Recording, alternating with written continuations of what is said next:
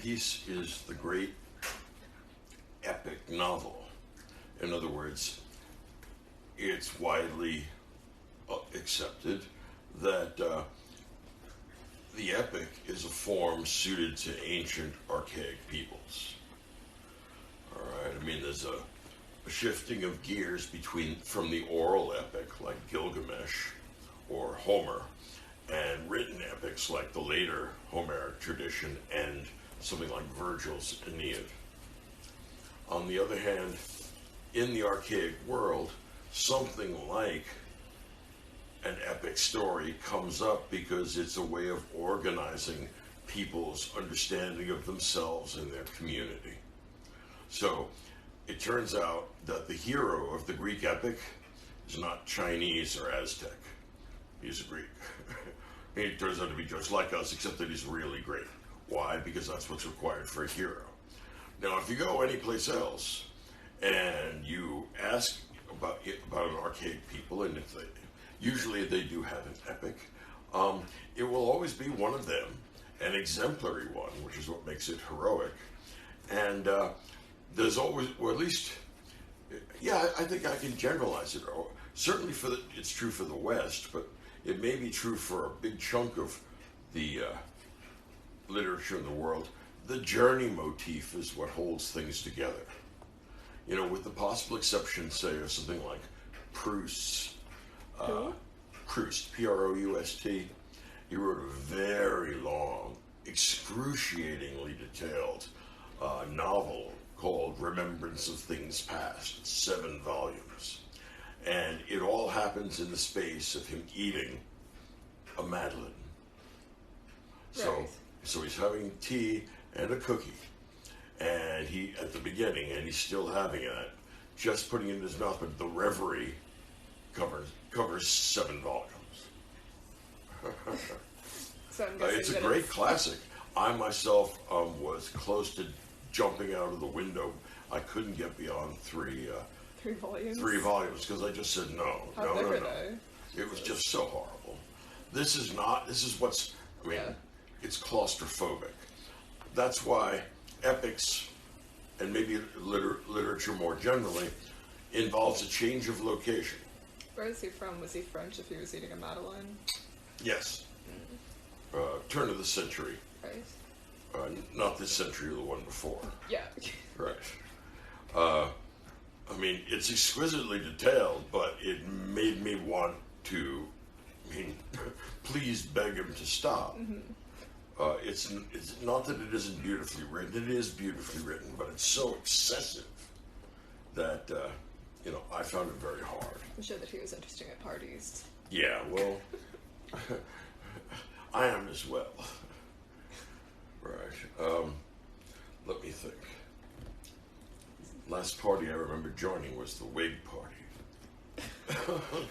Yeah, I'm old. I wouldn't be surprised. Yeah, we go, right. I mean, with the point that I'm at in the book right now, we're at book 4 out of 11. Uh-huh. So Pierre's wife just left him because she was... The beautiful Elaine? Yeah, she left him because he fought a duel about her cheating with this other man. Tukmakov.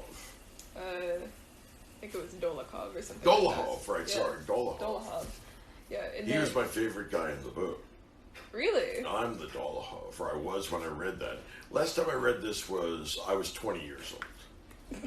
I'm serious. I know. When I had a friend, Ollie, who was taking the same class with Herman Seniko. This is the Ollie Pergams, and he's a professor now too. It's what University of Chicago churns out. And we both read War and Peace in that class. And I happened to ask him one day while we were having coffee together in the basement of Cobb Hall, who do you identify in this whole blasted gigantic menagerie? And he immediately said Dolokhov, and I said, yeah, I do too, that's messed up. Well, you're not Dolokhov now. No. You see, the problem is that used to be interesting. Yeah, wow. But the problem is you have no busy business getting married and starting a family if you want to be interesting. That is true. If, that you can do that with a certain part of your life, mm-hmm. But then you have to reel in the being interesting and entertaining yourself and start looking out for the welfare of other people. And yeah, and strangely enough, though, here's what's funny about Dolohov. What are we going to find out about him? He has a soft spot For his mom and for his his sister. mother and his hunchback Yeah, sister. I saw that. Well, somehow doesn't that work for I know, Dolohov? 'cause Well, isn't that true of people in general? Yeah, The messed up stuff people manage to aggregate into oneself. because he acts all tough and then he gets shot in the side and goes, "Don't tell my mom." And he cheats Pierre out of a big sum of money, Yeah. right? I mean, it's very clear from the way it's described that poor Pierre hasn't the wit to realize that he's getting taken. Yeah, Pierre's an idiot. Well, yes, but he's also very, very Christian. Really? Because Well, think of it. I mean, he tried to kill his wife with a marble slab. True enough, fair enough. He's subject to the same passions that everybody is, right? And yeah, many people have felt provoked to violence, not to justify that they are. But generally speaking, he's a decent and honest man, all right? Whereas think about the beautiful Hélène, right? Yes, who's... It's all... Yeah, it's all outward. Right, it's all a front. Yes. And this is the funny thing, though, is where we're departing from, say, the outlook of Plato. There's the ladder of beauty, which your beloved is supposed to lead you upward. Remember the symposium? And that's supposed to lead you to the ultimate good. Tolstoy says, nay. Much of what appears to be beautiful around you is in fact corrupt, and it's not beautiful at all. Yeah, so she's That's not why like there's Beatrice. That's why there's such irony around the beautiful Hélène. Everybody admits she's beautiful, but she has a poisonous character. Yeah, and then we have the inverse of that, because towards the end of the chapter, it's Prince Andrei's wife dies in childbirth, but she's this very excellent soul. Again, Tolstoy himself is a committed Christian of a non-denominational sense. He's a radical pacifist and a lot of other stuff, but he has a big enough soul that he can describe the whole world from God's eye view, and it never seems strained. Instead, he weaves together the strange plaid, which reality is actually made of. I mean, it includes every color in the spectrum, plus a couple of colors off on both sides of the spectrum you can't even see, but God sees the whole pattern. What he and what you get is God's equanimity. And yes, there's good and evil in the world. It's a very complicated pattern, but nobody but God understands it. That's why he really takes historians to task. He says, most of you guys write bullshit. And that's because you get fed bullshit, because you get your people away from the actual experience. The closer you get to people actually being there, rather than allowing people to talk to themselves and other people to talk to them and convince them about what they saw, so that actually is the only way to find out what went on. And there are two epilogues to it, and the second epilogue is about power. And he says, we don't know what power is. Power, I mean, we're all pursuing it, just no one knows what it is. And he takes that to be actually the hand of God moving people like Napoleon around the world, like a chess piece. So power is how much action as a chess piece do you get? That's right. Right. And you think that, wow, I can fly. No, that would be the invisible strings of the fabric. Nobody flies on their own. You got to be riding one of those. The people created, like Prince Andrei, is going to die at Borodino, and I mean, at 20, I thought, how queer and funny, strange his description of death is. Because look, no matter how, what's the word? How empathetic you are, when it comes to death, there's nobody to empathize with, right? So how does an artist, and this shows how great Tolstoy really is, describe Prince Andrei dying on the battlefield? He's wounded, he's got some gaping, kind of bloody, you know, it looks like the beginning of... oh, is he going back to war then? Because he just came out of it. Right, of course he is. Oh. This is the Napoleonic Wars, war and peace. Mm-hmm. And notice we move seamlessly from the battlefield to St. Petersburg to Moscow. Why? Because the narrator is equally in all of those locations at any given time. All right? That's the, I mean, in other words, you have to work that out after you've been reading this thing. You ever notice that this narrator never makes a mistake and never simply reports other people's mistakes? He just tells the truth and says, he was mistaken in that way, and he was mistaken in that way, and this is mistaken in the other way, but everything I tell you is exactly on. One of the weird things about War and Peace is that it has an ending, but it doesn't have a conclusion. I mean, how can you end this thing? And that goes back, strangely enough, to the problem that we saw when we first studied epics with Gilgamesh and the Iliad and the Odyssey. We couldn't figure out how to end the damn things, right? There's always a book or two. Well, let me talk about 3, 4, 5, 6 other things that happened that I just have to tag on here, right? They don't know how to end it. And the same thing is true for War and Peace, since human history is continuous, still going on. I mean, I'm glad he didn't tell us about Armageddon and the end of the world. It's good enough that he told us how Prince Andrei felt when he died. And it's funny because there's a powerful note of truth in it. I know that because of my own medical difficulties. But Prince Andrei was thinking to himself, he says, oh, I'm dying. And I mean, you would expect agonizing, writhing pain, and maybe there is that, but what's going on in his psyche just doesn't connect to that. And then he says to himself, how can I die since everybody likes me so much? I mean, I remember the line 45 years later. I mean, I like Dolokhov. He's the wild card in the deck. Wherever he goes, he fucks things up. You know, yeah, he tied a policeman to a bear and sent it into a river. And you don't like this guy? I mean, I guess I do. I don't think that I have very strong opinions on almost anyone here, except for Ellen. I think she's a piece of shit.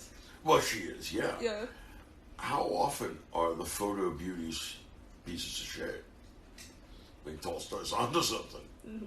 There's something about being, you know, sucked up to because you're that, you know, you're model beautiful, that makes you have a fucked up relationship with people.